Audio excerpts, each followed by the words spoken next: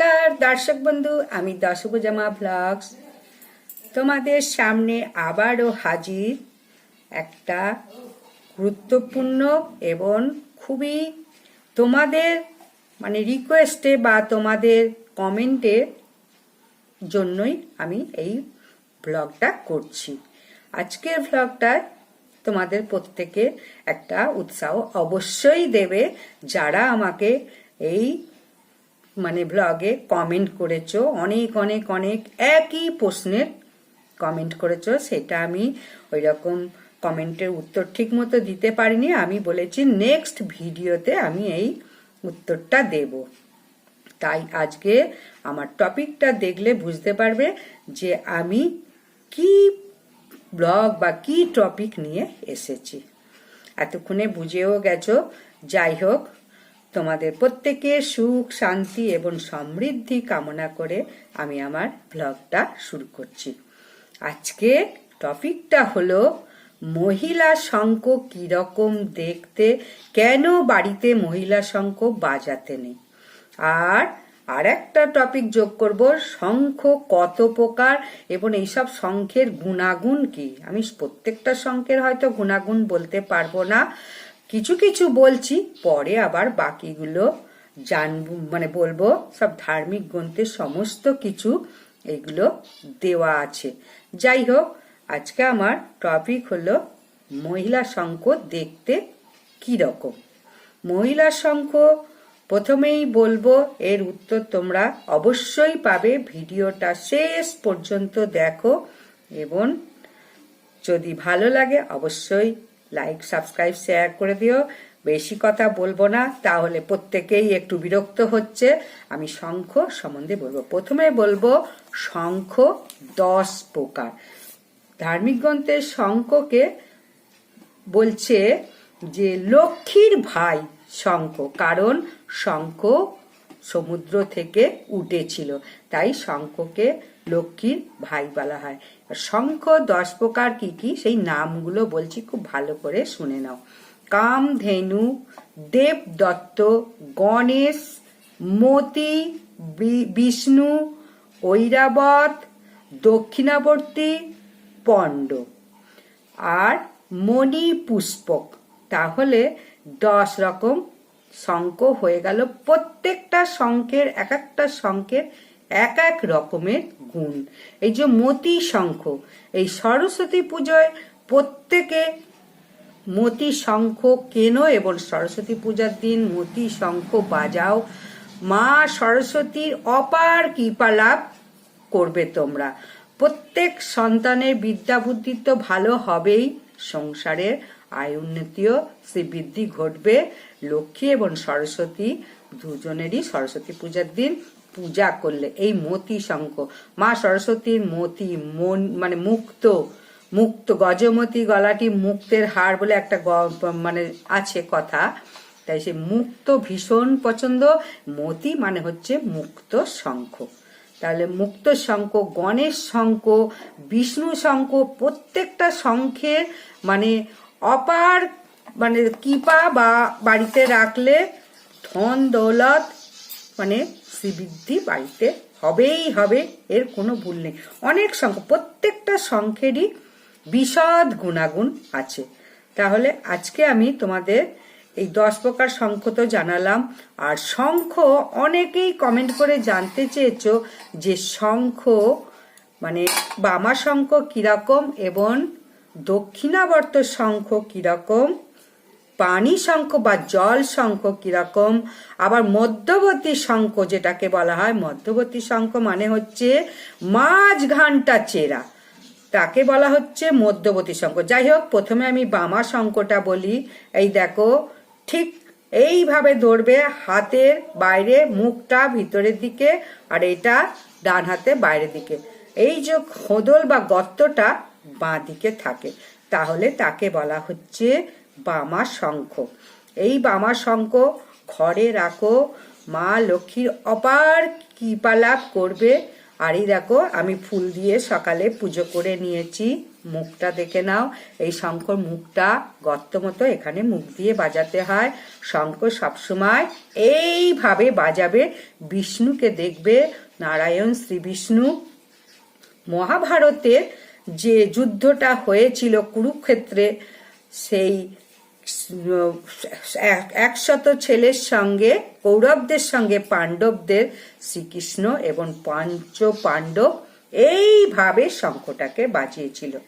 তাই শঙ্খর এই জিনিসটা, গর্ত জিনিসটা ওপরে রেখে বাজাও, খুব ভালো হবে। সেই ধ্বনিটা অনেক জোর হবে, অনেক দূর আওয়াজ হবে, তাহলে তোমার সমস্ত অশুভ শক্তি দূরে চলে যাবে, শুভ শক্তি বাড়িতে আগমন হবে। শুভ শক্তি বাড়িতে আগমন হলে বুঝতেই পারছো, মা লক্ষ্মী, মা সরস্বতী প্রত্যেকের অপার কৃপা লাভ করবে। আর পানি শঙ্খটা দেখো, পানি শঙ্খ, এই শঙ্খকে সবসময় ফুল এবং জল দিয়ে ভিতরে অবশ্যই রাখবে। শঙ্খে না হলে দেখবে অনেক সময় ওই সরু পিঁপড়ে, যেটাকে বলা হয় লাল পিঁপড়ে না, কালো কালো সরু পিঁপড়ে ওর ভিতরে ঢুকে যায়, বাজাতে গিয়ে মুখের দিকে বেরিয়ে আসে। জল দিয়ে বাজালেও ঘুরঘুর করে দেখবে অনেক সময় ওই পিঁপড়ে বেরিয়ে থাকে। তাই সব সময় শঙ্খকে জল দিয়ে রাখতে হয়, ফুল তো দিয়ে পুজো করবি। এইটা হচ্ছে পানি শঙ্খ। দেখো পানি শঙ্খ তো আমি জল দিয়ে রেখেছি। পানি শঙ্খের তো অপার কৃপা আছেই। পানি শঙ্কর অনেক গুরুত্বপূর্ণ। পানি শঙ্খটাকেও ঠিক ধরলে দেখো বাঁ দিকে গর্ত, ডান দিকেও গর্ত হয়। যে শঙ্খটা এইভাবে ধরলে ডান দিকে গর্ত, সেই শঙ্খটাকে বলা হচ্ছে দক্ষিণাবর্ত শঙ্খ। আর এই পানি শঙ্খটা দেখো বাঁ দিকে গর্ত আছে, ডান দিকেও গর্ত হয় পানি শঙ্খের। আর এর মুখটা দেখো বন্ধ। এই শঙ্খকে বাজানো যায় না। আর বাজানো শঙ্খকে পূজায় কাজে লাগানো যায় না। এই শঙ্খ যেমন পুরোহিতরাই বলো, নিজে যখন পুজো করবে তখন এইভাবে যে আরতি করা হয়, এর ভিতর জল আর ফুল দিয়ে আরতি যে করা হয়, এইখানে মুখটা বন্ধ যে শঙ্খ, সেই শঙ্খটাকে পানি শঙ্খ বা জল শঙ্খ বলা হচ্ছে। জল শঙ্খ দিয়ে এর ভিতরে দুধ, গঙ্গা জল দিয়ে মা লক্ষ্মী যে কোনো পূজা অর্চনা, সত্যনারায়ণের পুজো, সমস্ত পুজোতে এই পানি শঙ্খ দিয়ে আরতি করা হয়। পানি শঙ্খের অনেক টোটকা আছে, আমি আমার ভিডিওতে দিয়ে রেখেছি, লিংক দিয়ে রাখবো, তোমরা দেখার চেষ্টা করো। পানি শঙ্খের আবারও নিয়ে আসবো। যাই হোক, পানি শঙ্খ হয়ে গেল। আর মধ্যমা শঙ্খ হচ্ছে ওই যে শঙ্খ ঠিক না, ওটাকে বলা হয় কড়ি। ওটা মা লক্ষ্মীর হাঁড়িতে থাকে, মাঝখানটায় চেরা। ওই কড়ি থাকে বাগছাল রঙের, এরকম বড় বড় হয়, অনেক বড় বড় হয়। এই কড়িগুলো মা লক্ষ্মীর হাঁড়িতে যদি রাখো খুবই ভালো। আর যাদের মা লক্ষ্মীর হাঁড়ি নেই, তারা মা লক্ষ্মীর পাশে ওই কড়িগুলোকে রাখো একটা হলুদ বা সাদা কাপড়ের উপরে। আর দক্ষিণাবর্ত শঙ্খটা তো সবসময় একটা লাল কাপড়ের উপরে রাখবে। আর শঙ্খ দেখো, বলে দিলাম সব সময়, এই দেখো শঙ্খদানিতে রাখতে হয়। এইরকম শঙ্খদানি কিনবে, শঙ্খদানি অনেক রকমের পাওয়া যায়, এইভাবে শঙ্খদানিতে রাখবে। তাহলে আমি বলে দিলাম আজকে মোটামুটি শঙ্খ কিভাবে বাড়িতে রাখবে। আর একটু তোমাদের বলবো, এই যে মহিলা শঙ্খ কিরকম দেখতে। অনেকেই বলেছো মহিলা শঙ্খ বাড়িতে রাখা খুবই খারাপ, সেই কারণে বলবো মহিলা শঙ্খটা দেখতে, এই শঙ্খগুলো যেমন অনেকটা লম্বা, এই লম্বাটা একটু কম হবে, ছুচলোটা একটু কম হবে, এই জিনিসটা একটু বেশি হবে। আর রংটা সাধারণত হালকা পিঙ্ক বা গোলাপি থাকে রংটা। মহিলা শঙ্খের রংটা হালকা গোলাপি আর একটু খসখসে ভাব। মহিলা শঙ্খ সাধারণত কমই হয়, যার জন্যে মহিলা শঙ্খ ঠিক বাজারে পাওয়া যায় না। মহিলা শঙ্খ, এই যে শঙ্খটা যেমন মৌমাছি, একটা রানী মৌমাছি বাচ্চা পাড়ার জন্য তাকে কত রকম, বেটা ছেলে মৌমাছিগুলো তাকে কত রকম যত্ন সহকারে সে বাচ্চা পারবে, ডিম পারবে, তার ফুটে বাচ্চা হবে, তাকে কত যত্ন করে, সেই রকম মহিলা শঙ্খটাও কম। যাই হোক, তোমরা মহিলা শঙ্খটা দেখে বুঝে নিয়ে এসো। আর অরিজিনাল শঙ্খ কি করে বুঝবে, দেখো কোনো একটা ছুরি দিয়ে বা নখ দিয়ে যখন এরকম করে ঘষবে, পাউডার বা কেমিক্যালের কোনো চিহ্ন পাবে না। সেটাকে বলা হচ্ছে অরিজিনাল শঙ্খ। অরিজিনাল শঙ্খটা বাজারে গিয়ে একটু চিনে নিতে হবে। আজকাল সবই ডুপ্লিকেট বেরিয়ে গেছে, তাই ওই যে শঙ্খ পাউডার দিয়ে যে তৈরি ওই শঙ্খ বাজালে কিন্তু গৃহের কোনো উন্নতি হবে না। তাই বলবো অবশ্যই দেখে বুঝে নাও। এবং শঙ্খ যখনই বাড়িতে আনবে, তোমাকে তো বলেই দিলাম কিভাবে বাড়িতে রাখবে, পুজো করবে, করে তারপরে মানে ধোয়া মোছা করে মন্দিরে পুজো করে তারপরে ঠাকুরের আসনে বসাও। এই শঙ্খ কিন্তু খুবই গুরুত্বপূর্ণ। আর এই ঘরের মধ্যে এই শঙ্খ কিভাবে রাখবে, আগেও বলেছি শঙ্খে অনেক গুণাগুণ আছে, অপার মহিমা আছে। আর শঙ্খ কখনো যেমন তেমন ভাবে রাখবে না, দুটো শঙ্খ সব সময় আলাদা রাখবে। দেখো আমি তো ঘরে এই রকম থালার মধ্যে আবার এই শঙ্খগুলোকে রাখি। এই শঙ্খ বাড়িতে রাখলে মঙ্গল নেমে আসে। এবং এই মঙ্গল কিভাবে নেমে আসবে, এই শঙ্খের গুণাগুণ কি, এই সবগুলো তো বলেছি, আবারও বলছি। সমুদ্রকে বলা হয় রত্নাকর, তাই এই সমুদ্র থেকেই শঙ্খ পাওয়া গেছে, রত্নের আকর সমুদ্র থেকেই শঙ্খ পাওয়া গেছে। তাই এই শঙ্খ মানে বিষ্ণুর হাত ধরে এসেছে, তাই বিষ্ণুর হাতেই এই শঙ্খ থাকে। আর বিষ্ণুর হাতে শঙ্খ দক্ষিণাবর্ত শঙ্খ, সেটাও বাজানো যায়, কিন্তু ডান দিকে তার গর্ত। কিভাবে গর্তটা রাখবে বলে দিলাম। মহিলা শঙ্খ কিভাবে তোমরা চিনবে সেটাও বলে দিলাম। অনেকের অনেক কমেন্ট আছে যে মহিলার শঙ্খ কিরকম দেখতে, আবার এটাও বলেছে যে মহিলা শঙ্খ আবার হয় নাকি। প্রত্যেক জিনিসে স্ত্রী পুরুষ হয়, কাঁকড়া বলো, শামুক বলো, গুগুলি বলো, ঝিনুক বলো, প্রত্যেকেরই স্ত্রী পুরুষ হয়, না হলে বংশবৃদ্ধি কি করে হবে। তবে কম আর বেশি। এই যে শঙ্খটা কি করে উৎপত্তি হয়েছিল, শঙ্খে বৃন্দা দেবী স্বামীকে কিভাবে মারবে, তার বৃন্দা দেবী সতীত্ব নষ্ট করলে তবেই শঙ্খচূড়কে মারতে পারবে। তা সেই ছদ্মবেশ ধরে বিষ্ণু সতীত্ব নষ্ট করলো বৃন্দা দেবী, আর তখন শঙ্খচূড়ের মৃত্যু হলো। সেই সময় বৃন্দা দেবী আবার অনেক সময় কি করলো, তো বাড়িতে রাখলে আগেই বলেছি যে শুভ শক্তির আগমন ঘটে আর অশুভ শক্তির বিনাশ ঘটে যায়। আর এই যে শঙ্খের ছুচালো ভাগে থাকে, ছুচালো ভাগটা অবশ্যই ঠাকুর যেদিকে সেই দিকে মুখ করে রাখতে হবে, মাথায় রাখো। এগুলো অনেকের কমেন্ট আছে, প্রশ্ন আছে, উত্তর জানতে চাইছো। মুখটা ঠাকুরের দিকে রাখতে হবে। আর চন্দ্র, সূর্য আর বরুণদেব এই অংশে থাকে। মধ্যভাগে থাকে ভগবান প্রজাপতি, আর অগ্রভাগে থাকে গঙ্গা এবং সরস্বতী। তাই এই সব দেবদেবী শঙ্খ যদি বাড়িতে রাখো, এইসব দেবদেবীর অপার কৃপালাভ করবে। শঙ্খ বাড়িতে রাখা খুবই শুভ, এবং এই শঙ্খ বাড়িতে রাখলে অনেক তো আশীর্বাদ পাবেই, আর নানা রকম রোগও সেরে যাবে। যাদের হার্টের রোগ আছে তারা কিন্তু বাজাবে না, কিন্তু যাদের এখনো হার্টের রোগ হয়নি তাদের হার্টের রোগ কখনো হবে না। একটাই নিষেধ, যাদের হার্টের রোগ আছে তারা কিন্তু বাজাবে না। কিন্তু শঙ্খ বাজালে বলা হয় কোনো দিন হার্টের রোগ হবে না।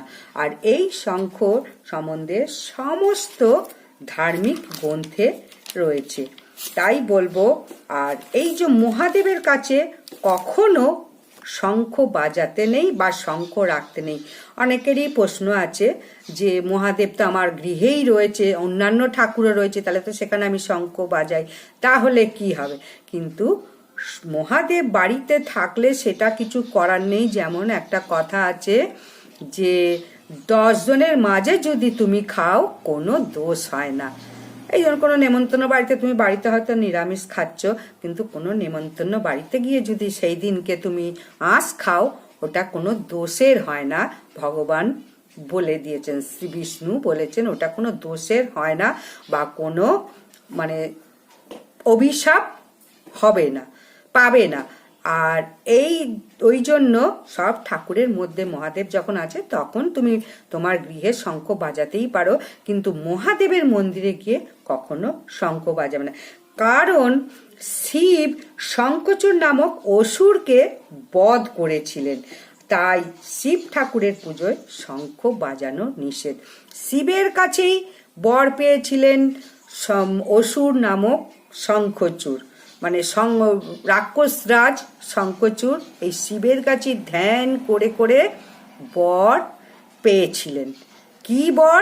অমরত্ব। মানে যখন বর চাইলেন, ধ্যান মগ্ন করার পর মহাদেব যখন তুষ্ট হলেন, কি বর চাও শঙ্খচূড়কে যখন জিজ্ঞাসা করলেন, শঙ্খচূড় বললেন যে আমি অমরত্ব লাভ করতে চাই। এবার অমরত্ব লাভ তথাস্তু তাই বলেই মহাদেব সেই বর দিয়ে দিল, কিন্তু সেই বরের সে মর্যাদা রাখতে পারেনি, অমর্যাদা করেছে। ভগবান যখন তোমাকে অনেক কিছু দেয় সেটার মর্যাদা দিতে হয়, সেটার কখনো অন্যথা করতে নেই, বা কোনো অন্যায় কাজে, পাপ কাজে, কোনো ক্ষতিকারক কাজে সেই জিনিসটা ব্যবহার করতে নেই। সেই যে আশীর্বাদ বলো বা অনেক কিছুই যেটাকে বলা হয় মহাদেব সন্তুষ্ট হয়ে বরদান দিলেন, সেটা কিন্তু তিনি ঠিকমতো ব্যবহার করতে পারলেন না। এবং এটাও বলে দিয়েছিলেন তোমার কিন্তু মৃত্যু আছে নারীর হাতে। নারীর হাতে মানে ওই যে শ্রী বিষ্ণু যখন মায়ার ছলনা করে বা নিজের রূপ গোপন করে আসলো যখন ওর কাছে, মানে বৃন্দার কাছে, বৃন্দা দেবী তখন সতীত্ব হরণ তো করলেন ওই শ্রী বিষ্ণু, তখনই তার শিরচ্ছেদ হলো এবং মহাদেবী তাকে ওই বর থেকে তুলে নিয়ে শাস্তি দিলেন বা শিরচ্ছেদ করলেন। তাই মহাদেবীর পুজোয় কখনো এই শঙ্খ বাজাবে না, বিশেষ করে মন্দিরে। বাড়িতে তো বাজাতেই হবে, কিছু করার নেই। যাই হোক, এখন শঙ্খ বাজালে বাড়িতে মহাশক্তির আগমন ঘটে, এগুলো সব পুরাণের গল্প। আর এই যে আমাদের আরো বলবো, এই মহাশক্তি বাড়িতে শঙ্খ কিন্তু লোকগীতাকে অনেকেই মানে পুরাণে বলছে যে শঙ্খ আবার কি করে চেনা যাবে। ওই যে বললাম শঙ্খটাকে মানে সামনে ধরে ফাঁপা অংশটা অবশ্যই বাঁ দিকে থাকলে বামাবর্তী, ডান দিকে থাকলে দক্ষিণাবর্ত, বামাবর্ত বা দক্ষিণাবর্ত। এবং পানি শঙ্খ, অনেক 10 প্রকারের শঙ্খ তো বলে দিলাম। আর মহিলা শঙ্খ আবারও বলবো, ন্যাদুস নুদুস শঙ্খটা দেখতে গোল টাইপের, লম্বাটে না, এবং পিঙ্ক কালার, ওপরটা একটু খসখসে, অবশ্যই মনে রাখো। তাই আজকের মতো ভিডিওটা এখানেই শেষ। অবশ্যই যদি ভালো লাগে তোমরা কমেন্ট করো, আরো অনেকে কমেন্টে অনেক কিছু জানতে চেয়েছো, আমি সেইগুলো আবার নেক্সট ভিডিওতে উত্তর দেব। তারপরে অনেকে বলেছো যে দক্ষিণাবর্ত শঙ্খ রাখা যায় কিনা বাড়িতে, দুটো শঙ্খ একসঙ্গে রাখা যায় কিনা। দুটো শঙ্খ কখনো একসঙ্গে রাখতে নেই, পাশাপাশি একটু দূরে রাখো। আর এই দক্ষিণাবর্ত শঙ্খটা লাল কাপড়ের উপরে অবশ্যই রাখো। মধ্যমা শঙ্খ বা কড়ি ধান্য লক্ষ্মীর মধ্যে রাখো, খুব অপার কৃপা লাভ হবে।